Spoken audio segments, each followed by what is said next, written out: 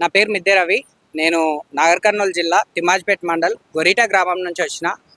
రీసెంట్గా నా పైన ఒక కేసు అంటే ఎఫ్ఐఆర్ కాలేదు, బట్ కంప్లైంట్ అయితే తీసుకున్నారు.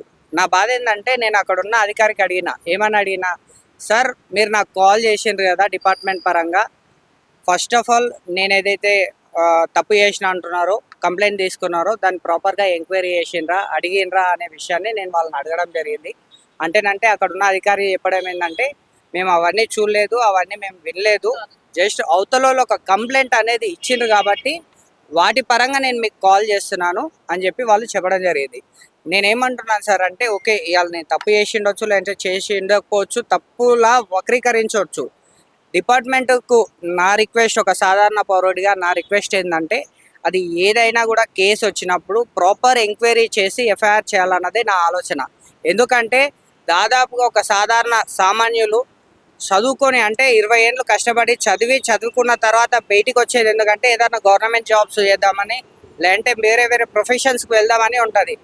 ఈవెన్ వేరే దేశాలకు వెళ్ళాలన్నా కూడా మన మీద ఏమైనా కేసు ఉందా అనేది చూస్తారు. అంటే ఇక్కడ హయ్యర్ అథారిటీ డిపార్ట్మెంటే అవుతుంది కాబట్టి మీ దాకా ఏమైనా కేసెస్ వచ్చినప్పుడు ఫస్ట్ ఎంక్వైరీ చేయండి, అది నిజమా కాదా, ఫాల్స్ కేసా అన్నది ఎంక్వైరీ చేయండి.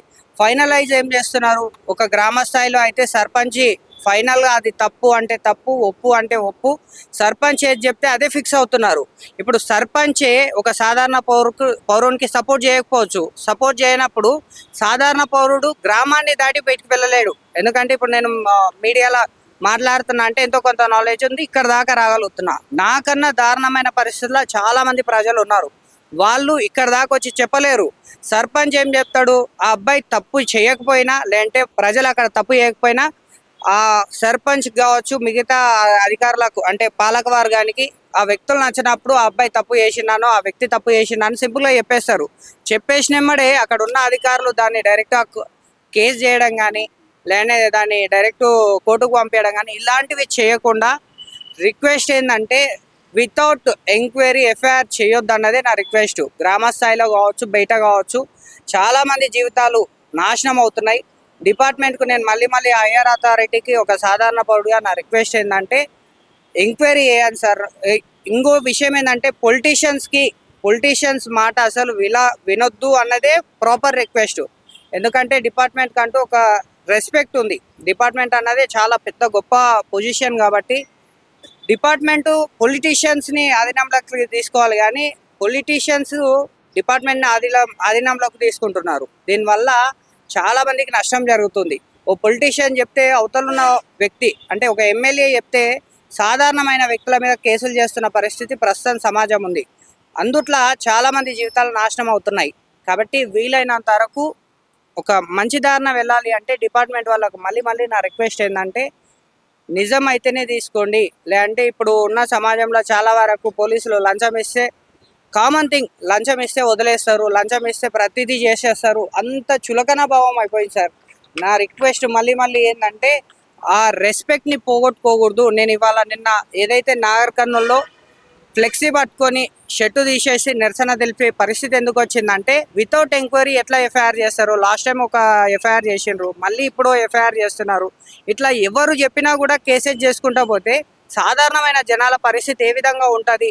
నేను ఒక్కరిని ధర్నా చేస్తే మిగతా వాళ్ళకు కూడా తెలియాలి అన్న ఆలోచనతోనే నేను నాగర్ కర్నూలు జిల్లాలో షర్ట్ తీసేసి బ్యానర్ పట్టుకొని రాజకీయ నాయకులకు అండగా సామాన్యులని బలి తీసుకుంటున్నారు పోలీసులు అని చెప్పి నేను నిరసన తెలపడం జరిగింది. కాబట్టి హైయర్ అథారిటీ పోలీస్ డిపార్ట్మెంట్ వాళ్ళకు నా రిక్వెస్ట్ మళ్ళీ నేను ఏం చెప్తున్నాను అంటే, వీలైనంత వరకు ప్రతిదీ ప్రాపర్గా ఉంటేనే ఫైనలైజ్. గ్రామ స్థాయిలో అయితే సర్పంచులు ఫైనలైజ్ కాదు, ఆ పై స్థాయిలో ఎమ్మెల్యేలు ఫైనలైజ్ కాదు, సామాన్యులు ఫైనలైజ్. సామాన్యులు చెప్పిన వాటిని కూడా దృష్టిలో పెట్టుకొని కేసెస్ తీసుకోవాలన్నది రిక్వెస్ట్.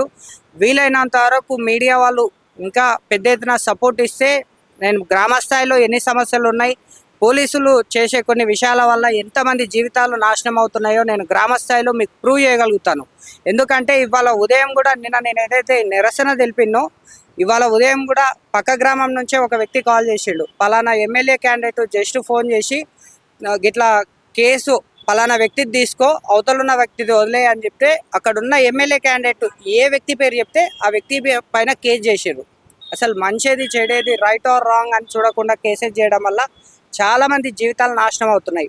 పోలీస్ అధికారులు రిక్వెస్ట్ ఏంటంటే ప్రజల నుంచి మీరు లంచాలు అనుకుంటున్న నన్ను తప్పు పట్టినా పర్లేదు, లంచాలు తీసుకొని వేరే వాళ్ళ మీద కేసులు చేస్తే అవే డబ్బులతో మీ పిల్లల్ని చదివించి విదేశాలకు పంపించినా కూడా వాళ్ళు చెడదారినే వెళ్ళొచ్చు.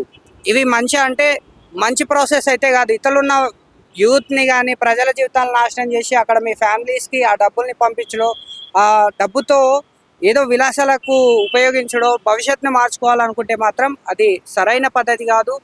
Higher authority CP Sajjanar sir కావచ్చు, మిగతా ఎవరైతే అధికారులు ఉంటారో వారి దాకా ఒక సామాన్య యువకుని బాధ అక్కడ దాకా వెళ్తుంది అని అనుకుంటున్నాను. నేను ఇక్కడ దాకా వచ్చి తప్పులు మాట్లాడొచ్చు, ఇంకేదన్నా తప్పుగా అనిండొచ్చు.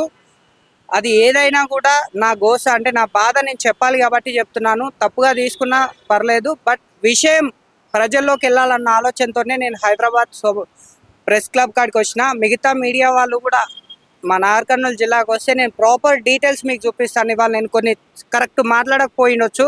గ్రామ స్థాయిలో ఎన్ని కేసెస్ ఉన్నాయి, ఎన్ని రాంగ్ కేసెస్ ఉన్నాయి, ఎంతమంది జీవితాలు ఖరాబ్ అయినాయి. మా ఊర్లోనే ఎంతమంది ఆర్మీకి పోయే అబ్బాయిని కూడా వాళ్ళ పక్కింటి అన్న తప్పుడు కేసు పెడితే తీసుకున్నారు. ఆ అబ్బాయి ఆర్మీకి వెళ్లకుండా అయిన పరిస్థితి ఉంది. కాబట్టి వీలైనంత వరకు మాకు మీడియా సపోర్ట్ చేసే చాలా విషయాల్ని మేము సమాజానికి తెలియజేయాలనుకుంటున్నాం. మళ్ళీ రిక్వెస్ట్, వితౌట్ ఎంక్వైరీ ఎఫ్ఐఆర్ చేయొద్దు. పోలీస్ అధికారులు మీరు తప్పుగా తీసుకున్నా అది వాట్ ఎవర్ నాకు ఏదైనా కూడా ఏమైనా కూడా సమాజానికి ఒక మెసేజ్ ఇవ్వాలనుకున్నాను కాబట్టి నేను ఇక్కడ దాకా వచ్చిన.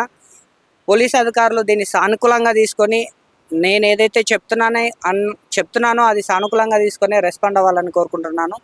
So thank you. మీడియా మిత్రులు ఇంకా పెద్ద ఎత్తున సపోర్ట్ ఇస్తే నేను గ్రామ స్థాయిలో ఎంతమంది జీవితాలు ఖరాబ్ అయినాయో కూడా నేను మీడియాకే చూపిస్తాను, విత్ ఆధారాలతో అనేది నేను చెప్తున్నాను. Thank you.